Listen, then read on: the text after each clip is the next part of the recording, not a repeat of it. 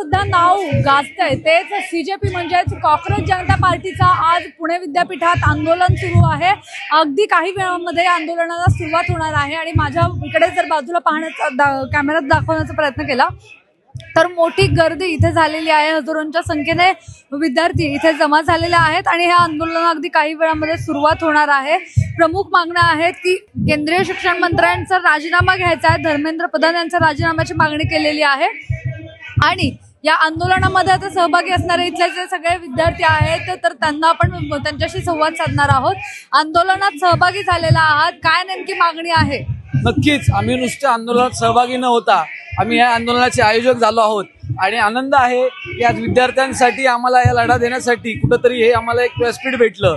आज खरंच आमची पहिली मागणी आहे धर्मेंद्र प्रधानांनी तात्काळ राजीनामा द्यावा, अन्यथा येणाऱ्या 20 तारखेला दिल्लीत भूतो न भविष्य असं मोठं विद्यार्थ्यांचं नव्हे तर सर्व भारतीयांचं आंदोलन दिल्ली येथे जंतर मंतर येथे होणार आहे। त्यामुळे आम्हाला त्यांची विनंती आहे आपल्या मार्फत की आपण लवकरात लवकर उद्याच धर्मेंद्र प्रधान शिक्षण मंत्र्यांचा राजीनामा द्यावा।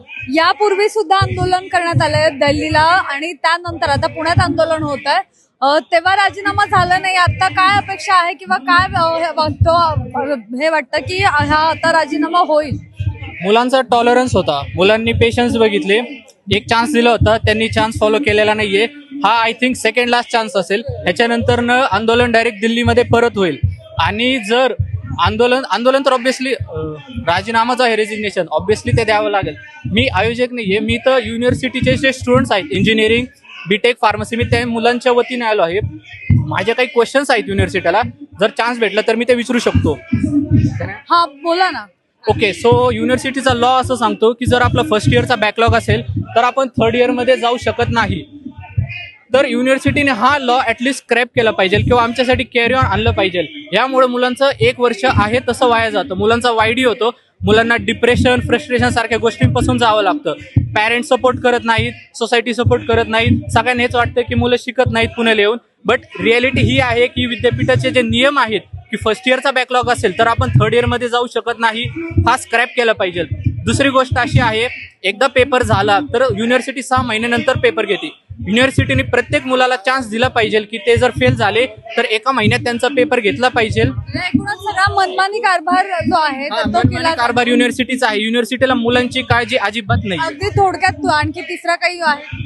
तिसरा मुद्दा काहीच नाही, युनिव्हर्सिटीने मुलांच्या हक्काचा विचार केला पाहिजे, एवढंच मी म्हणेन। आणखी काही आहे तर काय सांगाल? मोठा प्रतिसाद मिळतो, तिरंगा झेंडा हातात घेऊन यायला सांगितलेला आहे, काय नेमका उद्देश आहे?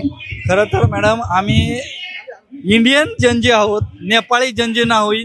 आमच्या मागण्या खरं तर हे गव्हर्नमेंट अकाउंटेबल नाही आहे। ज्यावेळेस रेल्वे ऍक्सिडेंट होतो गव्हर्नमेंट अकाउंटेबल नाही आहे, 2024ला पेपर फुटतो गव्हर्नमेंट अकाउंटेबल नाही, 2026ला पेपर फुटतो गव्हर्नमेंट अकाउंटेबल नाही।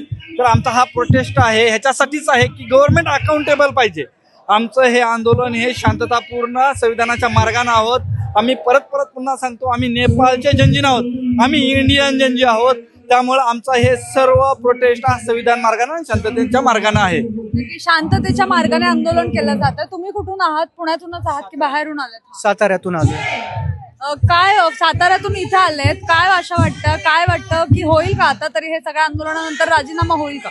हे सगळं झालंच पाहिजे, कारण आता आपण बघतोय की दिवसेंदिवस भ्रष्टाचार वाढत चाललाय, पेपर फुटतायत, मोठे मोठे स्कॅम्स येत आहेत। आता सगळे राजेश मेहताचा पण आला बाहेर, म्हणजे हे दिवसेंदिवस जेवढं घडेल तेवढं नॉर्मल लोकांना ते सर्व्हाइव्ह करावं लागतं। तुम्ही कुठून आलेत? मी पुण्यातनंच आलोय, पुण्यातला स्टुडंट आहे। जस्ट एवढं सांगेल की पेपर लीक हे सध्याच्या म्हणजे गव्हर्नमेंटच्या अनुषंगाने बघायचं तर त्यांच्यासाठी कॉमन गोष्ट झाली आहे की जेवढं गव्हर्नमेंट स्टुडंटसाठी रिस्पॉन्सिबल आहे ते तेवढं त्यांच्यावर रिस्पॉन्सिबिलिटी घेत नाही। आता एवढ्या मोठ्या संख्येने इथे विद्यार्थी जमलेत तर त्यांची गव्हर्नमेंटने अशी काही विशेष नोंद घेतलेली नाहीये। या सगळ्यामध्ये आपण जर आता बघितलं या सगळ्या परिसरामध्ये तर विद्यार्थी असतील, पालक असतील, यासोबतच नागरिक असतील, वेगवेगळ्या राज्यातनं वेगवेगळ्या शहरातून आलेले तर ते सुद्धा इथे उपस्थित आहेत। आणि या बाजूला जर बघितलं तर आपली जी मोबाईल सर्व्हिलन्स व्हेकल आहे तर ती सुद्धा इथे आलेली आहे आणि अनेक जण आहेत यांनी पण हे केलेलं आहे, जस्टिस फॉर नीट स्टुडंट्स अशा प्रकारचा पोस्टर तुम्ही लावलेला आहे। काय नेमकं तुमचं म्हणणं आहे? यापूर्वी सुद्धा आंदोलनं झाली, आता यापुढे सुद्धा बरीच आंदोलनं होणार आहेत, जस्टिस मिळणार का यानंतर तरी? See, I believe this is the first step. This is a very important movement. And when something like this happens, and when students are disheartened, then who is it we should hold accountable? So I think Education Minister, first thing is that he is accountable for something like this. So this is the first step. After this, we will see, what can be done. But then I guess he should step down. Where are you from? I'm from Pune. तर असे बरेच जण आहेत, पुण्यातून असतील, पुण्याच्या बाहेरून असतील, हे इथे आलेत आणि आंदोलनासाठी उपस्थित राहिलेले आहेत.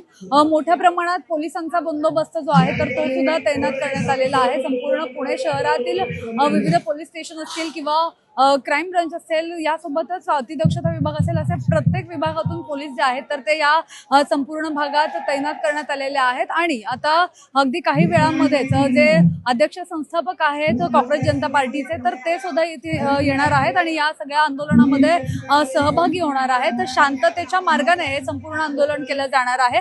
आणि या आंदोलनानंतर आता खरं पाहणं महत्त्वाचं ठरणार आहे की या आंदोलनानंतर तरी आता शिक्षण मंत्री यांचा राजीनामा होतं का. कॅमेरा पर्सन अजय गांगुर्डे सह मी मोना येनपुरे, सिविक मिरर, पुणे.